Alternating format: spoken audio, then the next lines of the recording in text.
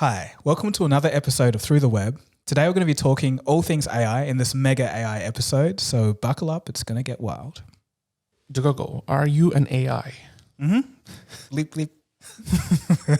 What is up with all these comments on the ColdFusion videos that just keeps on asking if you are artificially intelligent? I think the reason is just strictly part of the human mind, because when I'm talking about AI and saying, oh, look at this is AI, this is AI, that's AI, then the people receiving it are just thinking, well, what if everything's AI? And then but it's been the case even before all this AI talk over the last couple of years, right? Like you've always mentioned in the past as well that there'd be comments just asking if you were an AI generated voice or not.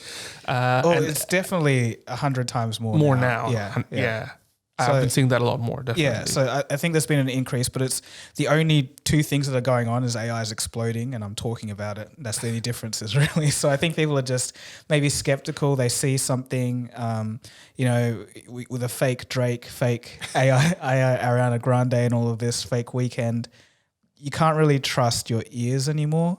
And it's coming out that people are making AI completely generated videos now, where GPT-4 does the script. There's I can't remember that voice to text to voice one, but it's very popular and everyone's using 11 Labs, I think. Yeah. Everyone's using that to do voices. So it's not unusual or like unheard of for that to be the case. So maybe just people think. But I think the last 6 months, obviously, with so much voice generated content as well, I think people are gonna even keep on asking that question even more. Yeah. I did see a video by, I think it was Fireside, I think that's his channel name, where he was talking about, all this stuff in AI, and then the last 30 seconds of the video, he completely made it by AI, even cloning his own voice. So it actually sounded exactly like the person, but they were just quite monotone, like his inflections weren't quite right. So some people actually speak like that. So it's actually, it could just be a person. But if you know the voice, then you can tell. But the funny thing is, on the latest video that you just uploaded this morning, you tagged the Devon episode that we did on To The Web podcast. And just this morning, a comment came on saying that, all this time I thought Dagogo was completely AI and I wasn't able to see his face, but now it has gotten so powerful I can actually see. Yes, it's all a big under the covers like future AI that the military has is what I used to generate. We've been using it for the last God knows how long. But we've even before all this, I remember speaking about all this stuff, but not, I guess, to this degree, where we just ask questions like, okay, what if you imagined that one of your favorite artists was completely AI, and how would you have that connection or relationship with that artist, right? And you said that it would change. So I think if people were thinking that you were AI all along, and then they find out that you're actually not AI, how does that change their perception? Well, usually when I think of the change in my mind, when I find out an artist is AI, it's negative. So hopefully the other way around is positive. It's positive. Well, look, this was a good opening monologue, because our episode today is entirely, I think, AI, if I'm not mistaken. Or mostly. 99% I think AI. there's an explosion in there. There's an explosion somewhere that's not related to AI. But on that note, did you actually see the Joe Rogan AI podcast, the full length stuff? So this was not the one with Steve Jobs. No. This is like a whole new channel called the Joe Rogan AI Experience. So he interviews different people? Yeah. So it's been 2 episodes out. One was with Sam Altman, with OpenAI. Actually, I've heard a snippet of that, yeah. And the latest one's with Donald Trump. Oh, wait, I did hear a snippet of that too. Yes, I did, but I don't know what channel it was. But I've heard bits of it. So good. It's good in the sense just how well it's produced. I think if he probably took a little bit more time, whoever's created, I didn't go deep into that, but if he took a little bit more time into editing, just those little, nuances, indistinguishable. Like there's no way you could tell them apart. Yeah, and I don't know, a lot of people would be freaking out whose profession is just voice, so I'm close to that because it's just comes off the heels of people cloning artists. And there's actually another interesting lawsuit that just popped up while I was editing the video. I was like just about to upload and I was like, should I just put this in, put a little screen grab of it? But I decided no, because I wasn't actually going to talk about it. I was going to go and re-record a little voice sample at 3 a.m. But so it came out that Michael Schumacher's family is suing the creator of an AI generated interview of him. So they've sampled his voice. they've done this interview, and obviously it wasn't him, and the family is quite upset about it. So they're suing the person who created it. So we're going to see heaps of this. Yeah. And I think once the legal precedent is set, we'll have a lot of the trolls kind of die down because they realize that it can, result in legal action. But on the other hand, then you'll have people using it for extortion or scamming people, and they're just going to continue doing it. So, it's going to be a wild couple of months. I think I was going to say years, but I think it's going to be months. Yeah, well, look, the scam stuff we covered in last episode as well. Yeah. It's already at full throttle at this rate.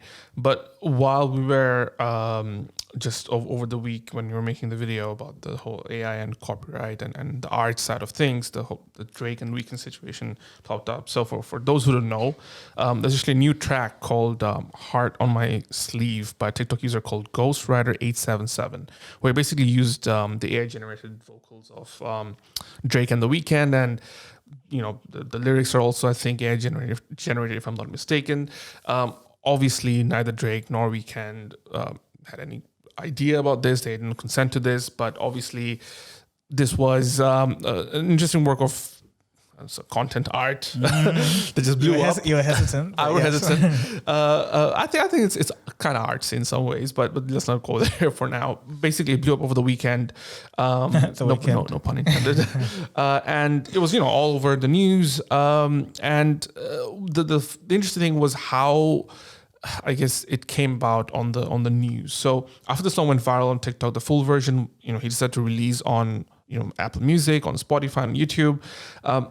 That prompted the Universal Music Group which basically is the label of Drake and The Weeknd, to issue a sternly worded statement about the dangers of AI, and specifically how using generative AI infringes its copyrights. What happened next was the track came down from Spotify and Apple Music, and basically it was still available on YouTube and TikTok. But then the funny thing is, UMG, which is the music group, didn't actually issue any of those takedowns. They only released a statement. So some people were thinking that maybe Ghostwriter was himself kind of took them down, which would be for more reasons for people to talk about it and stuff. Which I think if he did, it was very successful. And then after a bit, YouTube also pulled the track, but then the I guess the statement at the start, or the notice at the start, said that it was because it was a copyright strike from UMG. But then there's nothing to actually copyright on, because none of this is actually owned by UMG. It's an original song. Yeah, but you know how some clauses say you can't replicate XYZ body of work or their likeness? Mm-hmm. So I think it's like that likeness. Generally, the likeness is owned by the artist themselves, not the label. So for UMG to actually copyright strike it on YouTube doesn't make sense on any legal ground, because it's not a copy of a song that's in the label's catalog. So that's where things are getting a bit gray, and you're right in the video. It's like, this is where things are going to get even more messy. But actually, things are probably going to get more messy, and then there's going to be new laws coming out saying that it's time to put restrictions on. This is where the precedents all get set. So it's like, and in the video I referenced that famous case of the when photography was invented, and people were saying you can't use this you can't copyright a photo because you didn't produce the work. It was just a snapshot of a scene. But then the case went through, and then it was decided that yes, you can copyright a photo just like a painting. So from there, everyone knew, and that was just set. But before that, it was kind of chaotic. I think we're in that before state. And then once these hallmark cases go through, then we'll be able to see with more clarity what each legal position looks like. So I think that's just par for the course for a new technology that burst onto the scene, and no one was prepared for it.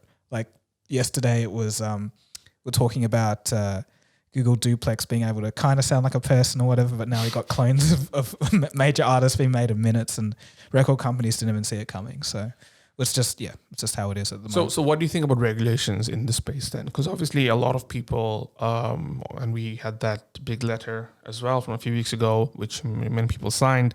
But beyond that, there's also talks about either a new body that is made by certain people, the government involved as well, to be able to regulate the speed at which this is going.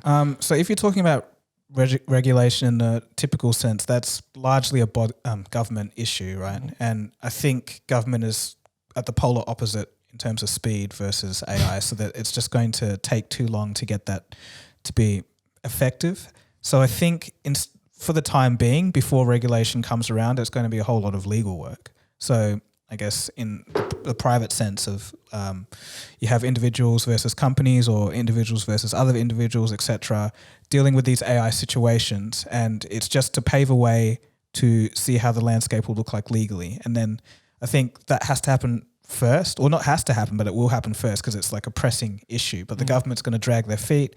They're going to say, how are we going to put together a committee? We need to establish funding. Like, why do we need to do this? Who are we going to get? It's just going to take too long. So I think it'll just be a two-step approach where you have the legal framework sorted, and then after that regulation comes in. But that's just my opinion. Yeah. Because right now, again, a lot of it is just troll and fun and entertainment, but the real nefarious stuff, we've started seeing with the phone scams. But imagine hackers, right? And the one thing that I heard, that previously hackers or anyone with ill intent in that space would have to be technically equipped to be able to pull off those things. But now, with so much technology at the disposal, it's going to be so easy to be able to do any of those things if you really want to. I think what worried me while making the video a little bit was the auto GPT and baby AGI stuff. So for those of you who don't know, it's basically another layer built on top of ChatGPT and other AI systems, where you can link them together and turn them into essentially AI agents, where they can go freely on the web. They can carry out tasks for you. You just select a task and then it will do it, but it doesn't specify. It doesn't ask more questions. It doesn't require clarification. It just keeps prompting itself until it ends up with the desired goal. So you can imagine how, even though, say, ChatGPT or GPT-4 has these safety measures put in place by OpenAI to say, okay, if a person requests this, don't do this or whatever, people can find, these things are so, large language models are so broad that people can find ways of getting around that to do something nefarious. So once you have an agent that can automatically go out and do things on the internet, and you have bad actors together, I think it's not a good combination. But we just don't know where it's going to end up. Yeah, and that's the scary part, because without regulation, that could think of anything. Like, you literally take down whole cities at some point, right? Like the power grids or airplanes or whatever. Like, this is like, I know some Hollywood movie stuff, but that's how easy it's going to be when and if it develops at that pace, right? And of course, the auto GPT stuff is very cool for other things, like, if you want to plan something, if you want to run a business. We had the Linus Tech Tips example from a few episodes back, where we talked about, okay, if they wanted to run a merchandise store without anyone looking, could they able to? And auto GPT wasn't even invented back then, right? And looking like it's possible. And we were thinking that, what if we could do that? Now auto GPT, like, this is what, 4 weeks on, right? 5 weeks on, we have auto GPT that can actually do what we spoke about in that episode. So that's how fast things are going. And it just seems like, I think there will be some level of oversight required. I don't know how, who. But I mean, it's not just the arts that's in trouble, right? It's if you think about the other stuff, it's quite scary. Yeah, I think the arts were the first to go, as in it sounds bad, but it's just the it's the truth though. Yeah, it's the first. It's the first industry that was complete domination. Unless you're an established, well-known, renowned artist that people loved your work and they would pay specifically for you to do it because you've got the brand name and all of that. If you're just a regular person who does art just, to make a bit of income, artificial intelligence steamrolled that. It was the first industry where it was like there was no reason to be around, basically, to do art. So I see it as like the first real battle where AI has won. This, obviously there's cases and exceptions, but overall that's what's happened. So it's just going to keep going up the chain. And it's kind of funny because we thought that, all the years back that it would be the so much the physical stuff that gets done by robots, but now it's not even just intellectual but creative stuff, which is the opposite end of what we thought. Yeah, But I guess there's also the idea that, right now it's still a lot of the technical stuff that's being able to be done with AI in terms of arts and creative space. And I think we were talking about it last episode as well, where what if we could create the perfect album, right, of the artist that we love, or wanted to just think of, what if Michael Jackson made a jazz album or whatever, right? People who aren't artists who aren't here anymore, and you could just simply press a button, an album would come out, and that would be like the perfect album made for you based on your listening preferences, your Spotify playlist, yada yada yada.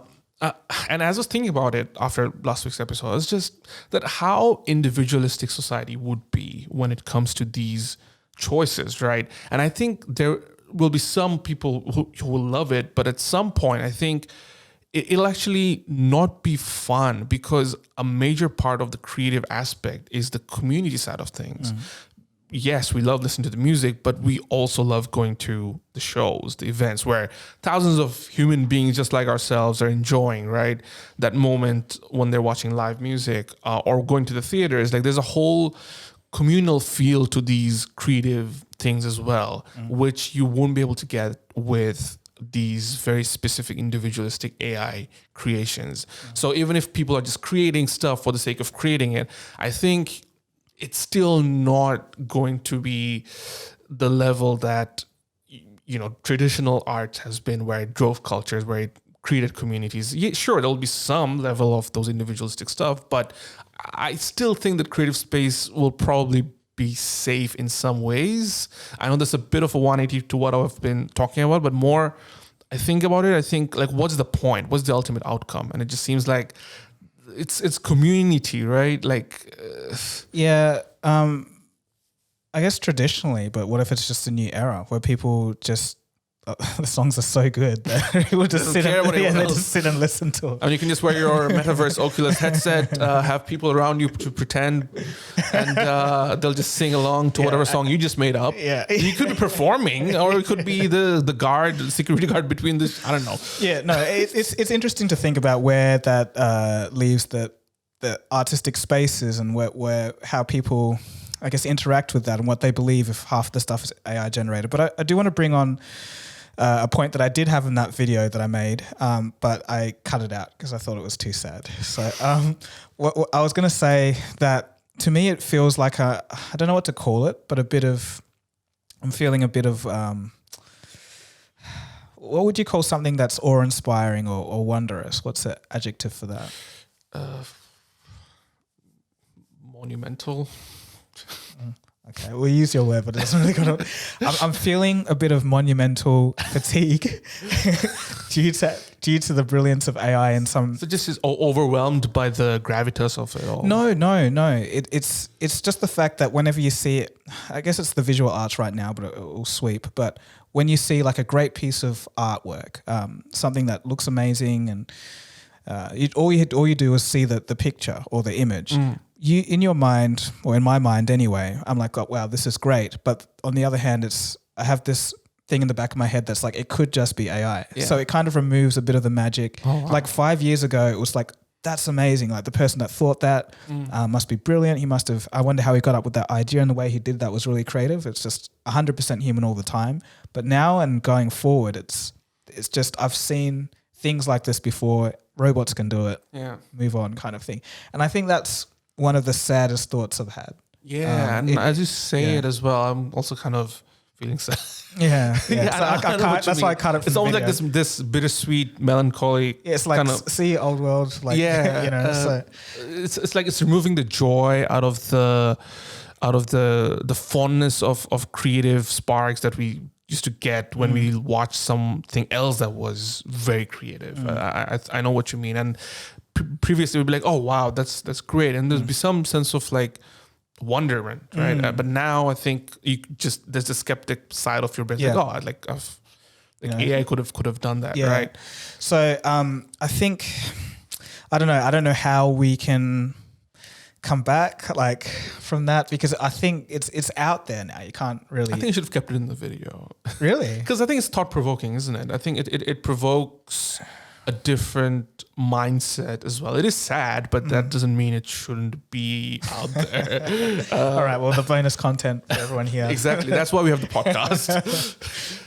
So it was a thought I had, and I was like, man, like, it's just, it was that moment that I realized, like I always realize we're entering a new world, but that was just like poignantly put. And I was like, yeah, okay. But there's also always going to be things that will be done, right?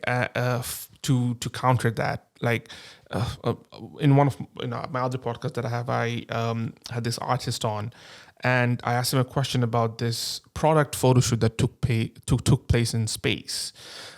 Basically, they took this product, I forget, I think it was an Estee Lauder, like a makeup product or whatever. They took it to space and they did a photo shoot there, right? And it wasn't anything glamorous in terms of the final output. And it was probably because you could just simply have photoshopped it. Mm-hmm. And this is 2 years ago, so we are not even anywhere close to where we are right now. Mm-hmm. Now it's just unimaginable. Yeah. But back then, I asked him that question, like, what was the point of going to space? You could have just, gotten the thing on a great screen and had it photoshopped.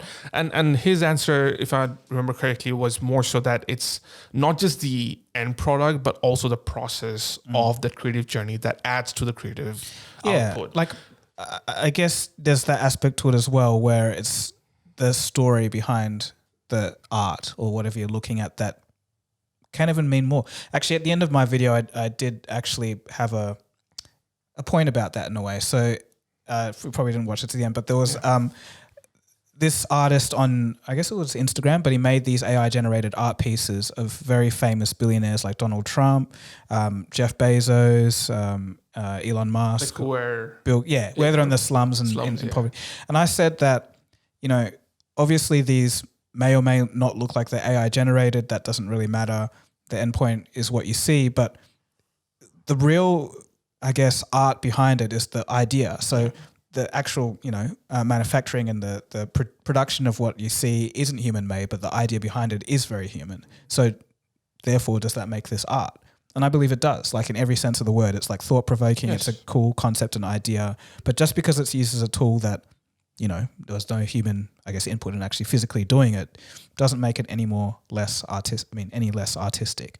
But that, I guess that's the counterpoint, like the story behind it and the thinking, yes. But it just still does bring it down a notch. Yeah, and I think, again, on the flip side, you think of from the point of an idea to the point of execution, I think what AI is doing is reducing that gap. Yes.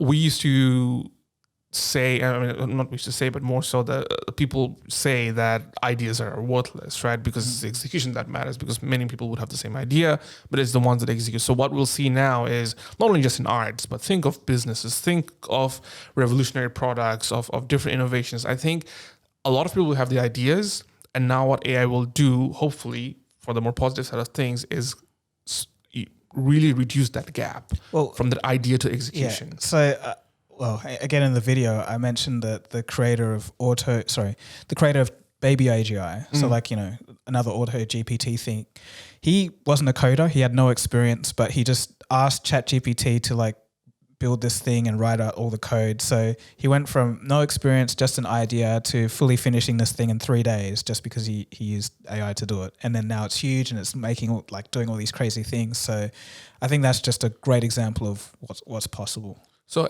one thing we mentioned, again, a lot of episodes ago, is that people who know how to use AI will be the ones who will replace humans who don't know how to use the AI, rather than AI replacing humans completely. And I think that's another example, because what I do foresee is a lot of many one-person teams, because now you'd have AutoGPT and all these different things that will work for you. So you probably have maybe one or two teams instead of a 50-people department. And you'd probably be reporting to a boss at some point who would be overlooking that project. And they'll tell you that, instead of learning how to code or something, there'd be, or getting like 5 or 10 different developers who know how to code. Maybe they'll get a coder who already understands that concept and use AI to get that stuff done at a much faster pace. Instead of having 5 graphic designers, you'd have just one who understands, okay, how can I bring this to the market? Yeah, that's the ideal situation where it brings the work of 10 down to 1. Yeah. But which company it didn't work for? Buzzfeed. Oh, yes. I saw the news this morning. Yeah, so BuzzFeed were using, they plan to use AI, ChatGPT, to write some of their articles. This was like a few months back, maybe 6 months or something. And today it's come out that they're folding up. They're closing down. BuzzFeed News. BuzzFeed News. I should make that distinction. Yeah. And it's kind of insane because from their launch, their IPO in 2021, guess how far the stock has plummeted? It'd have to be a lot. In percentage, just guess. 85%. 92.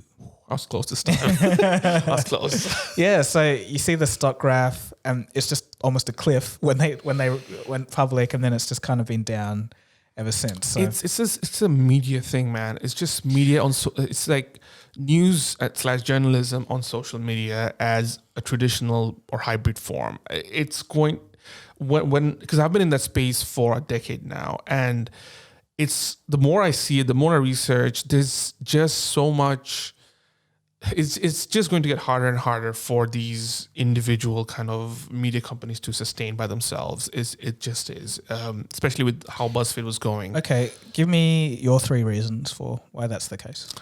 Well, first of all, social media is not equipped to handle, or rather make these kind of content sustainable for these media companies. So you look at BuzzFeed, which relies on a lot more manpower, overheads, and if you look at others like Vice or Vox, Vox slightly bigger in some cases, but companies like this is what I mean. They rely a lot on overhead, but then the return you get via social media, the idea of getting information for free has been out for so long, and it's only been amplified by social media, right? You look at Guardian, and at the end of the articles, they'd have like a small yellow tab saying, "Hey, can you donate a few, or subscribe?" Like it's either subscription model or advertising model. That's the ultimate 2 categories for media companies. And if you have a lot of overhead and you're that hybrid traditional / digital social media company, it's hard to sustain in that world, right? And I think that's the primary reason. 2 others could be maybe they're not really moving towards a space where others are going, but I can't really have an example that's really the shining bright light in that world. Vox, I keep going back to them because of their, I guess, different divisions. They've kind of been able to make it work, and they've got this other kind of, I guess, branch that does a lot of stuff for like a B2B set of things, which keeps the B2C set of things alive. But just to be a purely B2C, unless you are an individual content creator, I think it's just a tough market. Yeah, it is. And I'm seeing things kind of go the other way around, where I'm seeing some YouTubers start to spread into news sites. Yeah. And I think that's been interesting because it's almost like you're free from trying to struggle for capital in a way, because you have a dedicated user base that will subscribe, hopefully, to their news outlet. So I think that might be the way of the future, more so than this big 100% company that comes along. And exactly. Yeah. I mean, we look at the whole idea of, business and marketing is that if you have a product, you then take it to the market, and if it's product market fit, then hopefully with the right amount of marketing and sales and other, of course the product has to be good, you get more people to get to your product. But for content creators, it's always been the other way around. We've been giving stuff away for free for all these years. We've built a community, and finally when content creators decided, okay, you know what, I'll try and monetize some of it for some maybe more valuable stuff, part of that community would then be like, okay, you know what, I'll subscribe to this rather than subscribing to other things, right? And we've seen this with, like products that are built by content creators, right? There's products that are completely different from what the creators even make in terms of their content. Like you look at Mr. Beast's, Feastables, like it's a chocolate bar, right? It's got a good time with this community, but that's a whole different branch of company and industry that's built by itself. You look at, on the other side of things like, I don't know if you know Emma Chamberlain, she has her own coffee line. Then you've got like Daily Wire, the slightly right-leaning side of things that they have got the Daily Wire Plus, I think they launched, where they're creating their own kind of videos and stuff like that, right? It is the way forward. I don't know if we're hinting on something here, but that could be a path for a lot of creators. Philip DeFranco has his newsletter as well, which is very much like Morning Brew. Yeah. So yeah. Yeah, I think that's the way for news cycles. Yeah. Or news companies. Definitely. I think old dinosaur media is gone its way out. Succession. I have started watching. Yes. Finally I got someone to convert. Yeah, so I've watched the first episode. Pretty good. It's gonna be slow. It's gonna be a bit slow. Yeah, I was gonna say, it's kind of like what's gonna happen next, but it is Breaking Bad level slow at this moment. But I'm sure. It's the one-liners that are very good. So just make sure you got the subtitles on because it's just very funny as well. I think we're getting sidetracked now, but I think I remembered watching a Vox video about why it's so hard to hear people on screen. Yes. And I'm having this problem with it. With like, Succession? Yeah, as in the audio is like quiet. Oh. Well, I haven't had that issue. And also Binge is horrible. Binge is the worst. It's absolutely horrible. Like the interface is horrendous. It's like you go to there's only like one settings where it's like display settings, and that's where the subtitles are. It's like why? Yeah, and then you get ads when you pay. It's like so that's the bare minimum. Yeah, $10 a month you get ads. And I'm like, I'm pushed to 16 because I don't want ads. And the thing is, like, I don't know if it was my internet or what, but it was like loading for the ads, which is the most annoying thing. And then like it'll keep like almost crashing. So like I reset the browser, go to the same spot, and then it plays all 3 ads again. It's like And again, I think we spoke about the last episode as well, where the placement of the ads are not. Yeah, so we'll see. We'll see. But I'm excited for you. And see, that's the thing I'm talking about is the community aspect of it. Like, I watched it, and I'd love to speak to other people who have watched it as well, not just me just taking it and I have no one to talk to about it, right? But yeah, we'll see. Look, we'll move on to another story. Wait, just one last thing before we do. But say if Succession was completely made by an AI, why couldn't it still have a community? Yeah, it could. I was talking about specific to me generating content that is just for me. So, I think we spoke about a time where you could just press a button and it would be like, oh, you watch Succession. Here's 10 other things I've just made for you that you could watch. That's very specific to what you would like. Yeah. And that's what I was talking about. Right. Yeah. But if it was made by AI, I don't think I would have had an issue. If it was good enough and other people were also watching it, why not? Fair enough. Cool. Google will release its new AI-powered search tools next month. That's the story. The new features will be available exclusive in the US and will release initially to a maximum of 1 million users, according to a report by the New York Times. It's not clear what the tools will offer, but they will likely build on the conversational promise of Google's experimental Bard chatbot. They're developed under the codename Magi. I laugh because that's a swear word in Bangla. What does it mean? I don't think I can say it. Okay, we're off the record. I think it means if you can bleep it out, that would be good, I think. But if there's any Bangladeshi listeners out there, they're having a field day with the memes. It's just all on my feed. I thought it was pronounced Magi, but I guess. So what do you call the noodles? Magi. Magi. We used to call it Maggie. Right. As close to the name Maggie, right? But it's in Australia, a lot of people calls it Magi. Okay. But Magi is definitely a swear word. Okay. But yeah, moving on to that side of things. Google, it seems like they are still kind of scrambling a little bit with what they really want out of this whole race, right? I think their Bard launch, it's interesting where they're still kind of saying it's an experiment, which I think is good. But there were, I don't know if you saw the leaked messages between Google employees who were criticizing their own stuff. I heard this. Well, a similar thing straight after the Bard launch in quotation marks, where they kind of butchered that. I remember them being quite angry at Sundar for such a blundered rollout and very rushed. So I don't know if it's a similar thing or is that? No, I think it's more recent by Bloomberg, but I think it's the actual messages that came out during that period of time because the messages were more about don't release it. Somebody said it's worse than useless. Somebody said it's a pathological liar. Right. So I think it's more around that amount of time. But have you seen that on that note, Sunder's 60 Minutes appearance? No.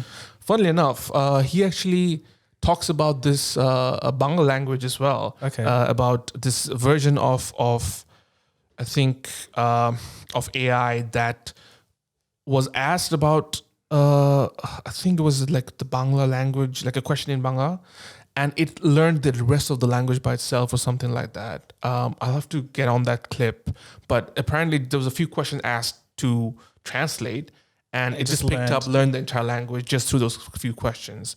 And it's just a small clip, but it wasn't Bangla specifically, which caught my attention. Yeah. But I remember the host asking Sundar that, it's something so powerful. Why are we letting it out when we don't understand it? And Sundar's reply was, well, look, my answer is we even don't understand the human brain yet. So it's not a very good comparison. But I see where it's coming from. But, just a side note, I always found that so interesting about neural networks when like looking at them in 2015, 2016, how it's like you have this thing that you've built. There's an input and there's an output, and you have no idea how this bit works. And I just found that crazy. And then now it's just grown so much to where the consequences are so massive, but we still don't know what's going on in that box. But anyway, on Google doing this with their search engine adding AI integration, I think it definitely has to come. They can't just sit and rest on their laurels because, as you know, search is such a massive part of their business, right? And you showed me the recent news as well of Samsung actually coming out and hinting that they're going to replace Google as their default browser on their Samsung phones to Bing. And investors panicked, they screamed, they threw all their papers in the air, and Google stock dropped by $55 billion just on that announcement. Well, Alphabet, but Google's parent company. So you can see just how touchy this and sensitive this area is for Google. It's their Achilles heel. So they have to get this right. Bard was not the way, but I think integrating it directly into search, they're still obviously dominant number one in that position. This would be BlackBerry 2008, so they have time to turn this around versus the iPhone, I mean. So I think if they do this right and really integrate their AI services well into Google search, and it doesn't distract people too much, it's not too much of a hindrance, I think they can be in for a strong position. But whether the tech that they have is up to the task is another issue, or they could just ask OpenAI to give them an API. I mean, look, Alphabet's thing dropped, I think, over the week when that news was just kind of slowly coming out of Samsung deciding, and apparently a lot of the employees were shocked about it because that's something, they probably haven't thought about that's how far some of this will go, right? Which is interesting because we think that these behemoths in the tech world are around forever, too big to fall. Like they've gotten too big to fall, but then it's showing signs that even maybe with technology, that's not the case, right? I mean, Google still, I believe, will come back. They will make their mark. They're still doing a lot of AI's interesting stuff, like the cochlear, I think implant or was it? I'm not sure if it was an implant, but they had some AI medical breakthroughs where I think it'll help with hearing and a lot of other things as well. So I think they'll be doing other stuff outside of the consumer product as well. So there's no question about that. There will be, but the consumer product is where their money is. Where the money is and where. So I think they'll have to come up with something. And I think this whole building in public and being transparent in public, I think is probably not working for them right now, where it just seems like, they had the head start with DeepMind and all that kind of stuff in the past with Lambda, but now all of a sudden it's just, just one after the other that the blows are coming on, and they'll have to really get their act together for the big announcement events that's lined up for Techtober, really, which is going to be, I'm so excited for October this year. Look, we're just still waiting for an AI assistant of any kind that it's just, they exist, you can make one, but just plug and play on your phone. That will just be wild because it's just that brings it to the next level for everyone instantly. So hopefully Google can pull that off in October. That'll be pretty awesome. Yeah, and WWDC with Apple. Yeah, that's also gearing up. VR headset rumors, but I don't know. I'm looking forward to the M3 just to see what it can. Yeah, says the guy with the MacBook. All right, I'll go back to pen and paper. How's that?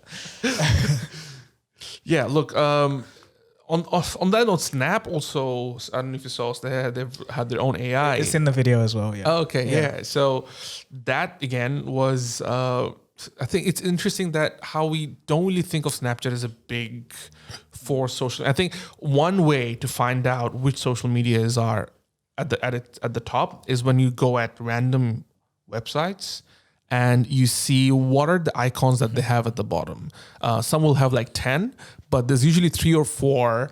And Facebook, Twitter, Instagram. That's right. Yeah, So and sometimes it moves between TikTok and YouTube and Snapchat used to be like a big one. I remember 5-6 years ago, and now like nobody even talks about it. So but apparently there's like a dedicated. That's what I was going to go to at this point, is that they have a big community that just, they're not growing per se at the rate that they would like, but I think they've got that dedicated community, right? Yeah, I'm just thinking that them including a chatbot could be an interesting area for the company. Like maybe this even pivots what the company is about. So people go on there to chat to these bots. I don't know what you'd really do, but like just right now the AI that they've introduced to their to the platform is more so to help the users with day-to-day tasks like coming up with avatars or GIFs and like recommendations of what. Oh, so you can't just freely talk with it? Not that I know of. I think it's. I think you can use it. I think it's a slash command, which will help, almost like how we have in Notion and in Slack and stuff like that. So I think it's more so around those areas rather than an open it will be ChatGPT kind of stuff. Yeah, but I think it's using ChatGPT. But the thing is, it will be very easy to just open that up and have users do what they like with it. But I don't know. It could be a cool little side features to the app that kind of grows. I mean, they tried it with the glasses. That didn't really work out. Oh, come on. It's totally different. AI-powered glasses. That's the next Mission Impossible. Have you seen Tom Cruise planning to shoot a film in space? That comes right after the one that Russia's doing, apparently. So, speaking of going to space, something didn't get to space. Yeah, I saw the BBC's coverage of the Falcon Heavy, the Starship. Starship first flight, and yeah, like the way it was framed was like rocket blows up, big disaster, whatever, breaking news. But then like you watch it and then you kind of realize from the commentators and the reaction of the SpaceX employees, like it did better than expected. So yeah, for those who don't know, the space shuttle was launched and cleared the atmosphere, like the highest structural stress, which is the part where like if anything's going to go wrong, it will be there if you've done something horrendously wrong. But it got through there, flew to the upper atmosphere, and then it was supposed to turn around, come down, and then the booster was supposed to separate and it was supposed to land. But the booster failed to separate, so the rocket kind of just started spinning, and then they had to hit the detonate button to end the flight early. But still kind of amazing to see though, like this what was it, like 16 booster rocket that was like absolutely massive, just like take off. But what were your thoughts on it? And it's part of the journey in a lot of ways. I know it's an expensive journey, but that's how you learn in terms of going to space. And I think the ultimate goal is to man these crafts and get them to Mars, right? So it is going to take a lot of. So, the moon project, Artemis. Does SpaceX have anything to do with that? Or is that purely No, NASA? that's NASA as far as I know. Purely NASA, okay.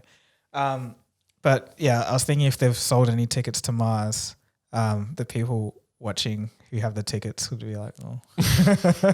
I'm sure they would understand, but still you can't help but be like, I think just the general idea of how these exploration campaigns or projects work is that it'll take multiple iterations of it. So because they'll probably have like every sensor on the sun, to know every minute detail of that flight. So they'll be able to see exactly what went wrong and how to improve on that next time, and then just kind of build redundancies around it. And then you're going to end up with people going to Mars and sipping pina coladas.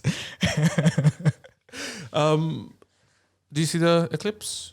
No, I heard of the one in Australia. Yeah, the one happened in Western Australia yesterday. Yeah, I saw a news thing on it, but it was like in some remote town that it fully eclipsed. Yeah, and I didn't notice anything. And I think in the city there was nothing, right? We got 70-something% coverage in Perth. Oh, I didn't feel anything. You had to like be outside. I was in the warehouse. What time? So it was like 100% for you. What time was this? 11:30, 11:15 or something. But I had people outside and like had their stories on their Instagram. They're like, no, there's nothing. The glasses are noticeable difference. Right, with the glasses. So I did notice like that. Like I could see outside a little bit, and it seemed a little bit weird. But like I thought, I don't know. I just just it clouds wasn't. or something. It wasn't much. Like it still seemed clear, but I don't know. But it wasn't much. It wasn't like, oh, there's an eclipse happening. It was kind of like, oh, it's a bit. Oh. I thought it could. I don't know. I didn't really think about it, but now that you. Exmouth, they went dark enough to see the stars. Oh wow! So in Exmouth, which is a town in up north in Western Australia, was dark enough to see the stars, according to our producer Brayden. So Yeah. that's pretty cool. That is cool. I should have traveled to Exmouth and did a live viewing. Look, it's 21st of April, which means it was 420 in the US. Day of utter importance, but more so because this is the day that Elon Musk said that all the verifications of the blue checks, if you haven't subscribed to the Twitter Blue, the legacy checks will be gone. But apparently LeBron James and a few others still have their blue ticks, and I think Stephen King as well. And apparently Elon Musk is paying for it. And Stephen King said, "Oh, it's 420. I still have my blue check. I was given one. I didn't want it. I'm not going to pay for it." And something across the lines of I didn't have my phone number in there, but it also got a phone number. I didn't add it. And Elon Musk just replied saying, "You're welcome." Wow. And the funny thing is when, I don't know where I got this from. I think it's from The Verge. But when they reached out for comment, Twitter's press email replied with a poop emoji, which it has been doing for the last few weeks. Yeah. That's the first time I heard it. It's kind of funny. Yeah. So there was someone who got their account banned and they were trying to get it back, but then they're just getting poop emojis. And I was like, that's so Elon, but that's so unprofessional. It is. It's. I don't know, man. It's like there's parts of it where I get the fun and get the troll, but then these other things and then obviously you see the BBC interview. What do you make of that? Yeah, I think we talked about it a few days ago. So for those of you who don't know, Elon Musk did a 50-minute interview, I think, with the BBC, just talking about his acquisition of Twitter and just some other things. But the interviewer had, a real agenda to get that gotcha moment where he just wants to take Elon down. And it reminded me exactly of the Kathy Newman, Jordan Peterson interview of great fame. I think this was 2019 or so, where the interviewer just went in there to try and catch the other person down, and ended up looking like the interview was just stupid, basically. So I think the same thing happened with Elon Musk this time around. He came out looking more of the mature person in the conversation. But yeah, I thought it was kind of interesting to get his insights into how Twitter was going and some of the difficulties there. And it still seems like it's taking up a bit too much of his time for the amount of stuff he's doing. So yeah, what about you? What do you think? I mean, I didn't watch the full thing, but I saw the viral clips from it where the reporter was pretty much manhandled because he had zero prep and yet had an idea that he was gonna catch Elon Musk saying some of the stuff. But I think this actually does a disservice to what BBC or whoever is trying to do in the same way, right? Like it really, interviews like this where the reporter is not prepared really pushes the idea to just one side, but the truth actually lies somewhere in the middle, right? It is true that experience for many people has been good on Twitter. They don't see a lot of hateful stuff, but there are people with anecdotal pieces for sure that they have seen a lot of hateful stuff. So when it came down to that question of the BBC interviewer saying, "Oh, I've been getting more violent an hateful comment, not comments, but content on my feed on Twitter.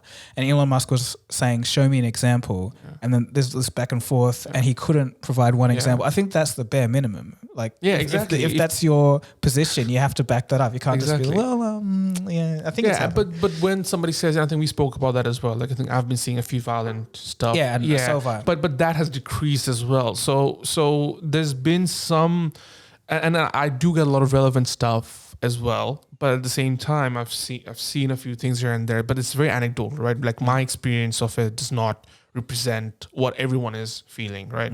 And that's what the algorithm's supposed to do, right? Like that's what the For You page is supposed to be like. So again, like the lack of data, the lack of stuff, because there is some misinformation and there's some, there's news about Elon Musk. You remember the Nancy Pelosi stuff?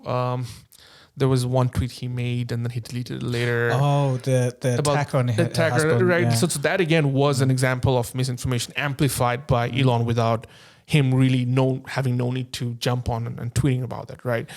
The BBC reporter could have easily brought that up. There's so many other random things as well, like where Elon Musk is replying I think the whole interview happened pretty not spontaneously, but on short notice, because I think Elon was saying, I can't remember. He tweeted something out or saying like the BBC should come and interview me or whatever. And then, like within a couple of days or the next day, a journalist was there. So I don't think there was too much time to prepare, but still, I think as a reporter, you have to. That's your grind time. You got to like at least make sure everything's in order. So he just came on looking like, and it just wasn't great, So BBC takes another notch down. Next step, BuzzFeed. I can't talk, but. So interesting stuff. That's right. Have you seen Firefly? Adobe Firefly? I've seen a little demo of it, but not much. I only saw the thing on my TikTok yesterday, and honestly, it's just incredible. I think Adobe's probably, getting their game up with this AI stuff. Hopefully that'll be usable without crashing. Well, look, but at least the demos looked really good. Is it the one where it's like, change the scene to autumn? Like there's this woman sitting on a bench. Yeah. I've seen that. It's cool, but I just think there'll be like a trillion other. Just let me put it this way: like I have an Adobe subscription, so it'll be easy for me to just integrate this in. But if you didn't, there'll be a trillion other programs that will do that in the future with AI. So true. It's not. It doesn't mean they corner the market. No, that is true. But I guess given their existing clientele, that'll be helpful. And I think I don't know how like Canva was that for static images and stuff, and they really got a big chunk of that market, from Photoshop users because people didn't need to learn. So if now Adobe introduces that side of things as well, they could easily cannibalize that as well. So I think a lot of those tools would be coming up with AI now. AI video making a lot of headway. So Runway version 2, obviously. But then there's NVIDIA. They released a paper on some AI video generations that they were doing. And I think for scenery specifically, this is the best I've seen.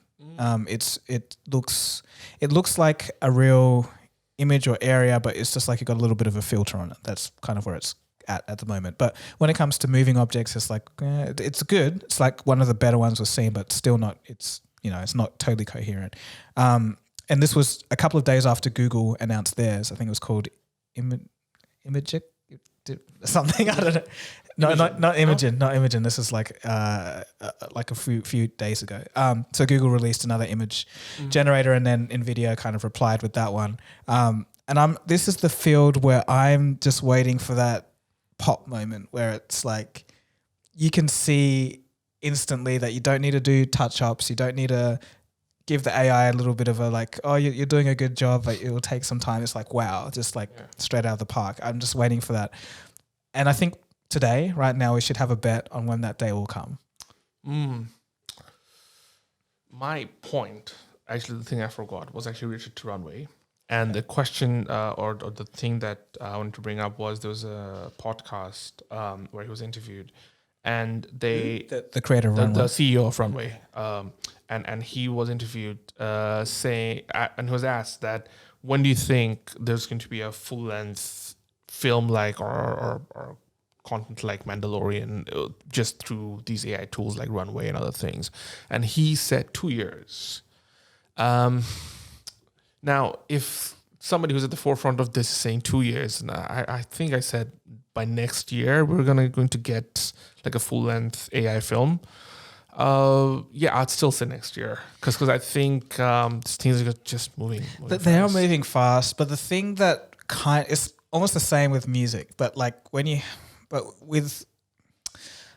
have something as large as a movie, there's coherence in the visual, but then coherence in the story as well. And with these models, as you get further and further away from the prompt, things kind of get a bit wonky. So it could take 2 years, but then there could also be some other, I don't know, like we've had transformer models or like some other technology that comes in. It's just like bang, and then it's like, oh, that's all fixed, and it just works. So we don't know at this point. But when do you want to bet it's gonna be? I'm gonna be safe and say 2 years as well. Okay. Yeah, like so we're talking full length. 5. Yeah. Yeah, we're talking full length movie. Just one prompt. Away you go. That's. Just one prompt. Is that what you're talking about? No, I was thinking like everything. Well, there's going to be a lot of iterations of multiple prompts. Okay. Okay. So in that case, I would say, full length movie, probably a bit more than 2 years, I would say. Okay. Maybe 2.5. He's so hesitant. All right. Okay. Let's define our terms. So like one prompt, click and go. You say 2.5. I'm saying 2. Okay. Well, in the comments, let us know what you think when we'll get that. Yeah, plenty of stuff to discuss, plenty of stuff to go over. I think this is one of the most exciting times and also the most uncertain times. But we're here to make the most of it, and you're here to travel with us and hear what we've got to say about it. So thanks for watching. Thanks for listening, and we'll catch you again soon. Cheers.